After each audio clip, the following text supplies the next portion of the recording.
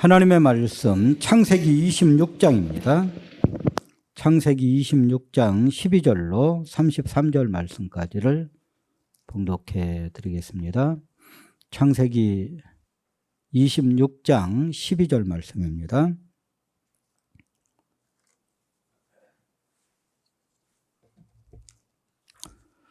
이삭이 그 땅에서 농사하여 그 해에 100배나 얻었고 여호와께서 복을 주심으로 그 사람이 창대하고 왕성하여 마침내 거부가 되어 양과 소가 떼를 이루고 종이 시임이 많으므로 블레셋 사람이 그를 시기하여 그 아버지 아브라함 때에 그 아버지의 종들이 판 모든 우물을 막고 흙으로 메웠더라.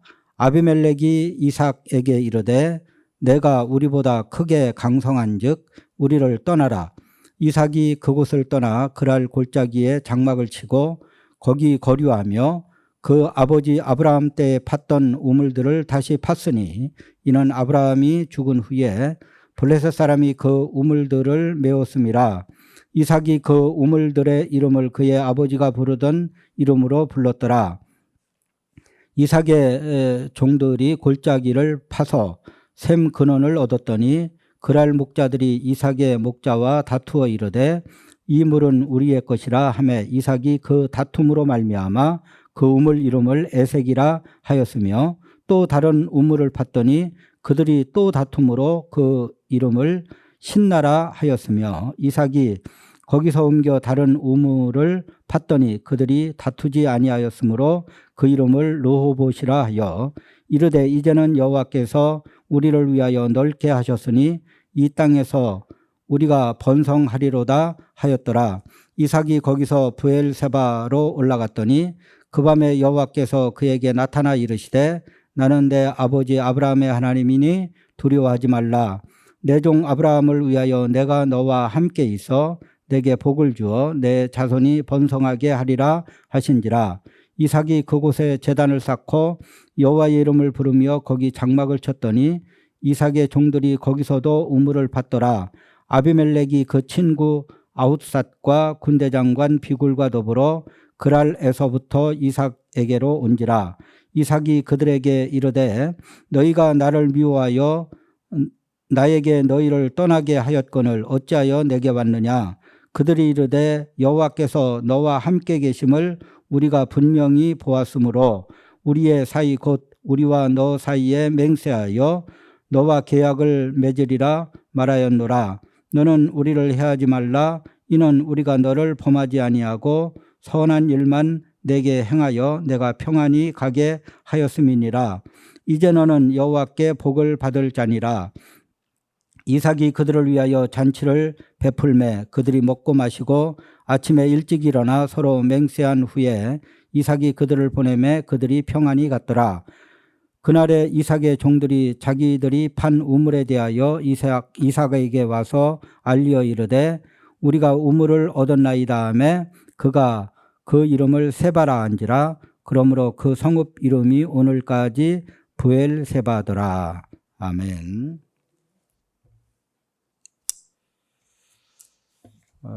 아브라함의 아들 이삭이 브엘세바 근처에 거주할 때의 일입니다.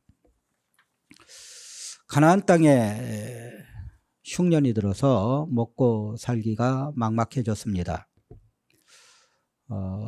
이삭은 애굽에 내려가면 먹을 것이 있겠다 생각을 하고 애굽에 내려가려고 그랄까지 왔습니다. 그랄은 가나안 땅과 블레셋 땅과 또 애굽 땅의 경계 지점에 있는 지점입니다. 그랄에 가보니까 거기에는 먹을 게 있는 거예요. 흉년이 좀 덜했겠죠. 하나님이 이삭에게 나타나셔서 애굽에 내려가지 마라. 이삭은 그 명령에 순종을 하고 애굽으로 내려가지는 않았지만 그렇다고 가나안 땅인 브엘세바로 돌아온 것도 아니고 그냥 그랄에 머물러서 거기에서 거처를 장만을 했습니다. 이 중동 사람들은 지금도 그렇지만 자기가 갖고 싶은 게 있으면 그 주인을 죽이고 빼앗아 갑니다. 이게 정당한 법이에요. 이삭의 아내인 리브가는 매우 아리따웠다 그랬습니다. 보나마나 이제 찾아와가지고 이 사람 누구냐고, 그러니까 아내라고 하면 자기를 죽이고 빼앗아 갈 것 같으니까 누이 동생이라고 그렇게 이야기를 합니다. 아마 이 소리를 듣고 블레셋 왕 아비멜렉은 유심히 살펴본 것 같습니다. 얼마 후에 이삭이 리브가를 껴안은 것을 아비멜렉이 보게 되었고, 이삭을 불러다가 왜 아내를 누이 동생이라고 했느냐고 크게 질책을 합니다. 블레셋 왕은 자기의 온 백성들에게 엄명을 내려서 이 사람과 이 사람의 아내를 건들지 마라. 이삭은 그 해에 농사를 지어서 100배나 얻었다 그랬습니다.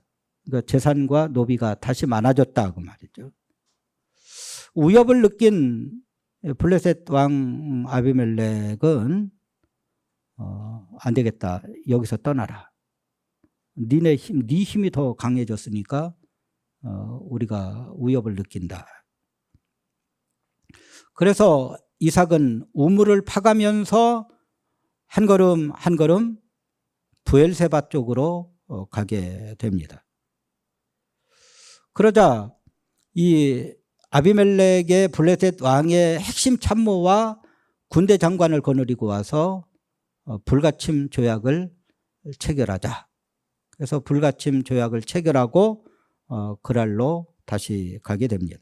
이것이 본문의 배경이자 본문의 내용입니다.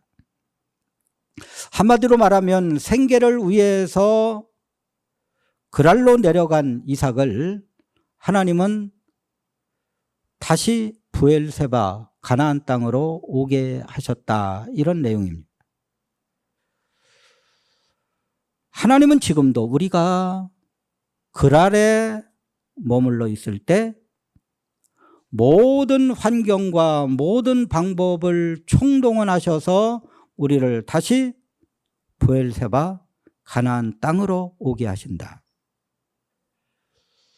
내가 지금 머무는 곳이 어딘지, 내가 만약 지금 그랄에 머물고 있다면 그랄을 청산하고 가나안 땅 브엘세바로 돌아오는 저와 여러분이 되어줄 수 있기를 주님의 이름으로 축원합니다. 첫 번째 우리가 생각할 내용은 그랄은 세상이고 브엘세바는 하나님의 품 안입니다. 먼저 우리가 생각할 것은 그랄의 성격과 브엘세바의 성격을 규정하는 일입니다. 하나님이 구약시대에 하나님의 백성들에게 임재하셔서 복을 주시는 공간이 어디냐면 가나안 땅입니다. 그래서 아브라함이 흉년이 들어서 먹을 것 찾아가지고 애굽에 내려갔을 때도 온갖 환경을 총동원하셔서 다시 가나안 땅으로 돌아오게 하십니다. 신약 시대에 하나님이 임재하셔서 복을 주시는 공간은 예수 그리스도의 품 안, 바로 하나님의 품 안입니다. 예수 그리스도의 안, 하나님의 품 안을 구약시대의 용어로 표현하면 가나안 땅이 된다, 그런 말씀입니다. 브엘세바는 가나안 땅 안에 있고 이삭이 브엘세바에 거주한다는 뜻은 예수 그리스도의 안에 하나님의 품 안에 거한다는 말이 됩니다. 성경에서 애굽을 말할 때는 항상 세상을 의미합니다. 세상에 내려간 아브라함이 애굽 갔다는 이야기는 세상으로 갔다는 이야기니까 세상으로 내려간 아브라함을 온갖 방법 총동원해서 가나안 땅으로 다시 올라오게 하셨다. 흉년을 피하여 애굽에 내려가려고 그랄까지 내려간 이삭을 향하여 하나님은 애굽 가지 마라, 세상으로 가지 마라, 그렇게 명령하시고 붙잡아 주셨습니다. 문제는 그랄입니다. 그랄은 뭐냐 그 말이죠. 브엘세바는 하나님의 품 안이고 또 애굽은 세상이라면 그러면 그랄은 뭐냐? 그랄은 뭐냐? 그랄은 가나안 땅과 블레셋과 애굽의 경계 지점에 있습니다. 그러므로 그랄은 교회 한 발, 세상에 한 발, 양다리 걸치고 살아가는 성도들의 삶을 상징한다고 볼 수가 있습니다.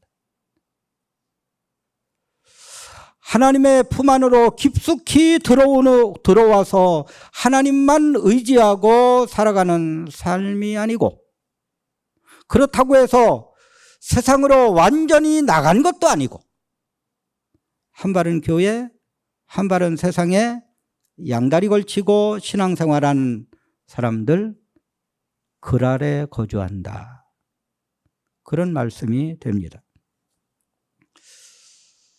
그랄에 거주하는 이삭에게 가장 크게 영향력을 미치는 두 힘이 있었습니다. 하나는 아비멜렉의 힘이고 또 하나는 하나님의 힘입니다. 양다리 걸치며 신앙생활하는 우리 성도들에게도 영향력을 미치는 두 힘이 있다. 돈의 힘이죠. 권력의 힘이죠. 욕망의 힘이죠. 성공의 힘이죠. 이것들이 큰 영향력을 미칩니다.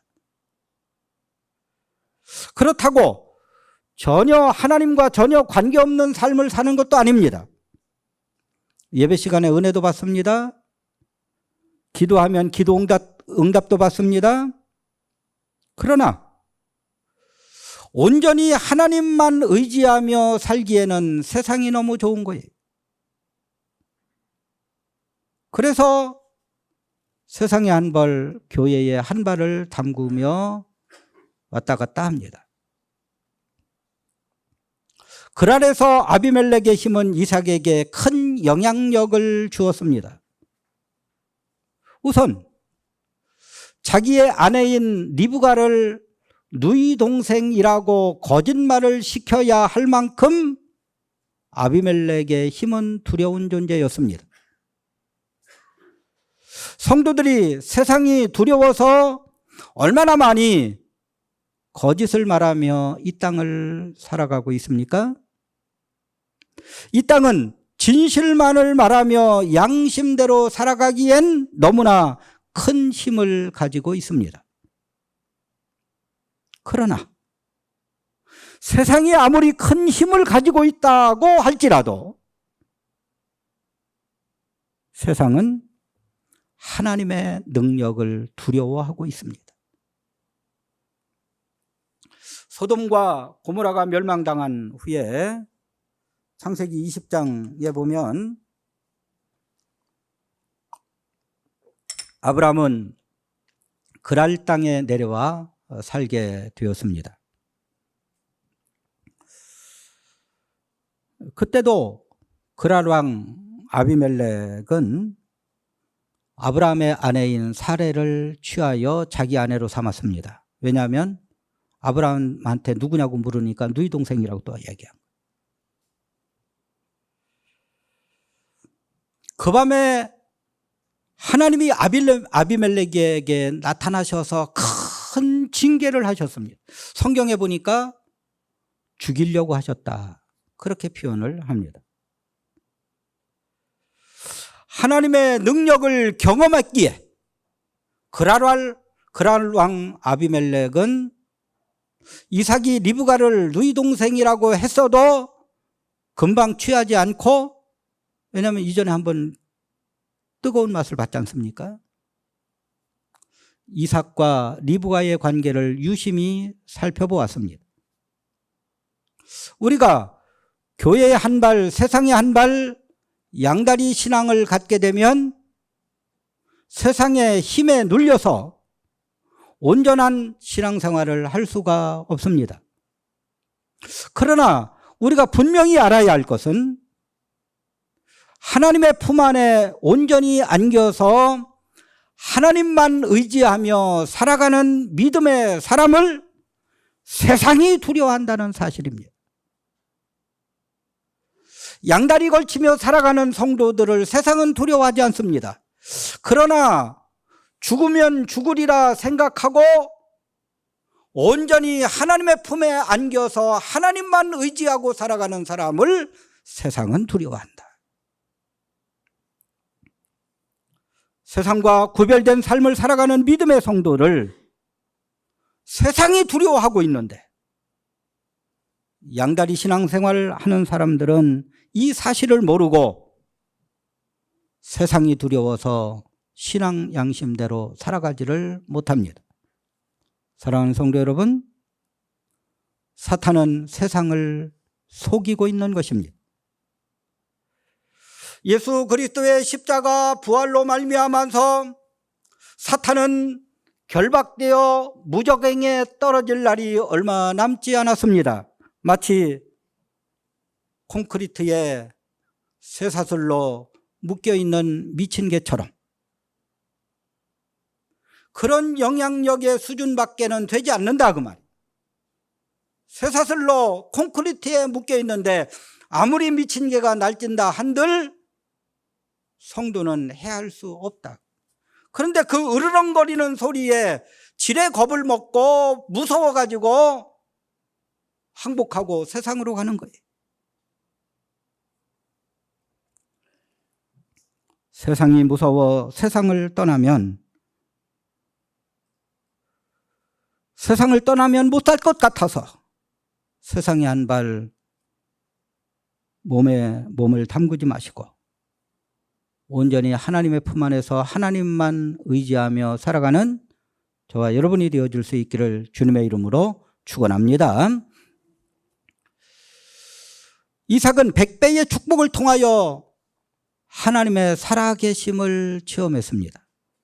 우리 12절로 14절 말씀을 같이 읽습니다. 시작. 이삭이 그 땅에서 농사하여 그 해에 100배나 얻었고 여호와께서 복을 주심으로 그 사람이 창대하고 왕성하여 마침내 거부가 되어 양과 소가 떼를 이루고 종이 심이 많음으로 블레셋 사람이 그를 시기하여. 벼농사를 지어보신 우리 조 장로님에게 여쭤보니까 이삭 벼 하나에 이삭이 한 40개에서 50개 정도 달린다, 그렇게 말씀을 하시더라고요. 우리는 쌀농사가 되지만 그 가나안 땅은 밀농사와 보리농사밖에 안 되거든요. 그러면 왜 우리는 보리농사, 밀농사를 안 짓고 쌀농사를 집니까? 그게 더 수익이 많으니까요. 그러니까 기본이 30배의 축복입니다. 기본이 30배. 그런데 60배, 100배의 축복은 이건 어마어마한 축복입니다. 누가 보아도 하나님의 축복이 아니면 그 100배의 축복은 이루어질 수가 없다 그 말. 100배의 축복을 받는 이삭을 보고 아비멜렉과 이 그랄 사람들은 충격을 받습니다. 그 이삭이 무서워집니다. 그 뒤에 있는 하나님의 힘이, 하나님의 능력이 잘못 건드렸다가는 큰일 나겠다. 저번에도 우리가 아브라함 아내 사라 건드렸다가 죽을 뻔했는데, 이번에도 리브가를 안 건드리기 잘했지 우리가 진짜 죽을 뻔했다. 이런 두려움이 그의 마음에 각인되었습니다. 이삭은 거부가 되었고 양과 소가 때를 이루었고 종들이 심히 많아졌다고 그랬습니다. 종들은 평상시에는 농사를 짓고 또 양과 소를 키우는 일을 했지만 전쟁이 나면 그들은 사병으로 바뀌어서 군사가 되었습니다. 그러니까 아브라함이 기르던 318명의 군사들은 뭡니까? 평상시에는 농사 짓고 아브라함은 농사는 안 지었으니까 양떼를 몰고 양치는 사람들이었습니다. 이삭은 그랄왕 아비멜렉이 위협을 느낄 정도로 그 백성들이 시기가 날 정도로 막강한 힘을 갖게 되었습니다. 하나님은 그의 백성들이 세상에서 헤어나지 못하고 있을 때 하나님의 살아계심을 체험케 하십니다. 물질 때문에 기도하면 물질의 복을 주시고, 건강 때문에 기도하면 건강의 복을 주시고, 자녀 문제 때문에 기도하면 자녀의 복을 주셔서 그 문제를 해결케 하셔서 하나님이 살아계시구나, 이것을 체험케 하시는 분이 하나님이십니다. 저는 여러분이 이런 축복의 체험을 하게 되기를 소원합니다. 하나님의 살아계심을 체험하고 세상에 한 발 담갔던 그 한 발마저 하나님의 품으로 돌아오는 역사가 일어나기를 소원합니다. 하나님의 품 안이 얼마나 축복된 공간인지를 깨닫고 세상 언저리에 머물지 말고 하나님의 품 안에서 하나님의 은혜에 감격하며 살아가는 저와 여러분이 되어줄 수 있기를 주님의 이름으로 축원합니다. 우리가 생각할 두 번째 내용은 우물을 빼앗기는 시련은 이삭으로 하여금 완전히 가나안 땅으로 돌아오게 하는 계기가 되었습니다. 우리 17절로 22절까지 말씀을 같이 읽겠습니다. 시작. 이삭이 그곳을 떠나 그랄 골짜기에 장막을 치고 거기 거류하며 그 아버지 아브라함 때에 팠던 우물들을 다시 팠으니 이는 아브라함이 죽은 후에 브레셋 사람이 그 우물들을 메웠습니다. 이삭이 그 우물들의 이름을 그의 아버지가 부르던 이름으로 불렀더라. 이삭의 종들이 골짜기를 파서 샘 근원을 얻었더니 그랄 목자들이 이삭의 목자와 다투어 이르되 이 물은 우리의 것이라 하매 이삭이 그 다툼으로 말미암아 그 우물 이름을 에색이라 하였으며 또 다른 우물을 팠더니 그들이 또 다툼으로 그 이름을 신나라 하였으며 이삭이 거기서 옮겨 다른 우물을 팠더니 그들이 다투지 아니하였으므로 그 이름을 로봇이라 하여 이르되 이제는 여호와께서 우리를 위하여 넓게 하셨으니 이 땅에서 우리가 번성하리로다 하였더라. 위협을 느낀 아비멜렉이 이삭 보고 그랄 도시를 떠나라. 아마 저번에 그 성지순례 갔을 때 그랄은 못 가봤는데요. 왜냐하면 거기는 팔레스타인들이 거주를 해서 위험해서 못 간대요. 그래서 못 갔는데 아마 그랄은 뭐 얼마나 되는 높이의 산인지는 몰라도 산이 있고 그리고 그 산을 넘어서 밑으로 골짜기가 쭉 있는 것으로 그렇게 오늘 본문을 통해서 볼 수가 있습니다. 골짜기로 거처를 옮겼다 그 말이죠. 그런데 이 가나안 땅에서 이 중동 지방에서 최고 중요한 게 뭐냐면 우물이거든요. 물이 있어야지 사니까요. 물을 얻으면 거기에 도시가 되는 거예요. 삶의 근거가 되는 우물을 얻었다 그 말입니다. 제가 어렸을 적에는 집집마다 이 우물을 파가지고 식수를 해결했는데요. 보통의 경우 한 3m 정도 파면 물이 나옵니다. 우리는. 그런데 중동 지방은 가나안 땅은 몇 미터를 파야 나오느냐면 이건 고고학적으로 발견된 것을 근거로 이야기하면 적어도 23m를 파야 돼. 그러니까 세겜에서 우물이 2개를 발견했는데 하나는 23m를 파서 얻었는데 그것은 땅에서 물 나오는 데가 아니에요. 그거는 23m를 파가지고 한 5m 정도를 방수를 해가지고 비가 올 때 거기 받쳐서 그걸 식수로 사용하는 게 우물입니다.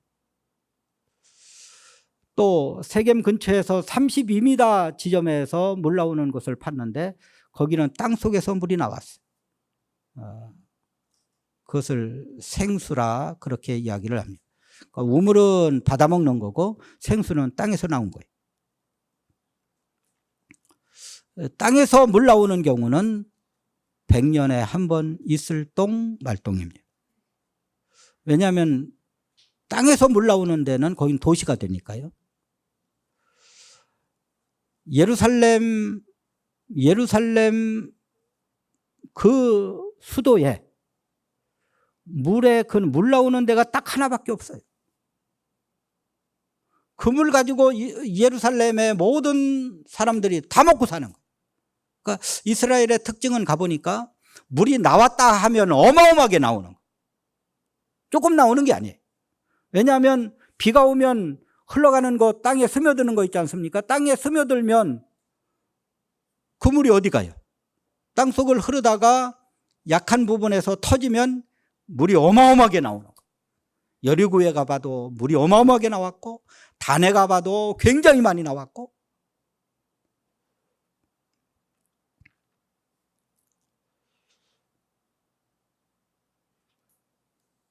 그 23m를 판다고 생각해 봐요. 이건 어마어마한 공사입니다.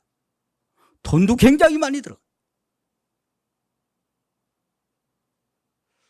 이렇게 힘들게 판 우물을 빼앗겼으니 그것도 한 번도 아니고 두 번씩이나 빼앗겼으니 이삭의 억울함은 말로 표현할 수 없었을 거 아닙니까? 그런데 우물을 빼앗긴 결과 이삭은 그랄로부터 점점 멀어졌고 어디를 향해 갑니까? 가나안 땅 브엘세바를 향하여 갈 수밖에 없게 되었다. 그런 말씀입니다. 하나님이 모든 환경을 사용하셔서 이삭을 가나안 땅으로 몰아가셨다. 밀어내셨다. 이렇게밖에는 이해할 수가 없습니다. 우리도 믿음의 여정에서 억울한 일 많이 당하고 시련과 어려움도 당합니다. 그때마다 원통하기도 하고 아프기도 합니다. 어디 가서 해소해낼 것도 없고 억울함을 호소해봐야 도움을 주는 사람이 거의 없습니다. 어쩔 수 없이 하나님 앞에 나와 울며 기도하는 방법밖에 없습니다. 우리가 당한 시련과 아픔이 오히려 우리로 하여금 하나님의 품 안으로 더 가까이 들어오는 계기가 되었다는 말씀입니다. 그때는 힘들고 원통했어도 그것이 나의 신앙 성장의 원동력이 되었으므로 그때의 일이 나에게 복이 되었다. 이런 말씀입니다. 사랑하는 성도 여러분, 여러분이 당하는 시련과 어려움은 변형된 하나님의 축복임을 깨달을 수 있기를 소원합니다. 나에게 일어나는 모든 일들은 신앙 성장의 재료로 하나님이 주신 것입니다. 모든 것이 합력하여 선을 이룬다고 우리 주님 분명히 말씀하셨습니다. 어떤 일을 만나도 하나님의 품 안으로 더 가까이 가는 계기를 만드는 저와 여러분이 되어줄 수 있기를 주님의 이름으로 축원합니다. 마지막 세 번째, 세상 가까이에서 불이익을 당할 때 하나님의 품 안으로 부르시는 하나님의 음성으로 알아듣는 성도가 복된 성도입니다. 세상에 한 발 들여놓은 성도는 세상의 원리에 노출되어 불이익을 당하고 억울해할 수 있습니다. 세상은요, 세상에 온전히 충성하기를 원합니다. 세상에 두 발 다 들여놓지 않으면 그런 성도들을 세상은 싫어한다. 너 세상에 살면서 왜 여기에 완전히 들어오지 않아?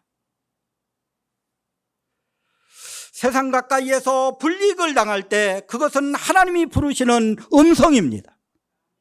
내 품 안으로 깊숙이 들어와 나만 의지하라는 하나님의 음성입니다. 이 음성을 알아들을 수 있는 성도가 복된 성도입니다. 300년 동안이나 하나님과 동행한 에녹을 본받아야만 합니다.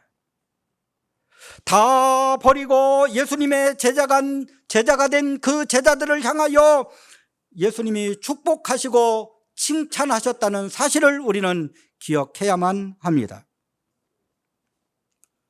그렇게 좋아했던 세상이 나를 버릴 때, 세상 사람 날 부러워 아니하여도 나도 역시 세상이 부럽지 않네. 우리의 선조들은 이 찬송을 부르며 이 노래를 부르며 온전히 주님 품 안에서 신앙생활을 했습니다. 우리는 이 성도들의 신앙을 본받아야만 합니다. 말씀을 맺습니다. 그라는 세상의 한 발, 교회의 한 발, 양다리 신앙입니다. 양다리 신앙으로 살면 세상의 영향력을 크게 받을 수밖에 없습니다. 하나님이 사랑하시는 사람은 하나님의 살아계심을 체험할 수가 있습니다. 하나님은 우리의 기도에 응답하셔서 하나님의 살아계심을 나타내 보여주십니다. 이 땅에서 시련을 당할 때 하나님의 품으로 부르시는 하나님의 음성인 줄 알아야만 합니다. 이 음성을 알아듣는 성도가 복된 성도입니다. 세상 언저리에서 고통을 당할 때 하나님이 부르시는 하나님의 음성을 알아들으시기를 원합니다. 그리하여 하나님의 품 안으로 들어와 하나님만 의지하며 하나님과 동행하시는 저와 여러분이 되어줄 수 있기를 주님의 이름으로 축원합니다. 기도하시겠습니다. 사랑 많으신 하나님 아버지, 이 시간 하나님의 귀한 말씀을 잠시 상고했습니다. 말씀 따라서 우리는 그랄 세상에 한 발, 또 교회 한 발, 양다리 걸치는 신앙생활 아니라 부엘세바로 하나님의 품 안으로 예수 그리스도 안으로 더 깊이 들어가서 주님만 의지하며 살아가는 축복을 더하여 주옵소서. 감사하신 예수님의 이름으로 간절히 기도 올려나이다. 아멘.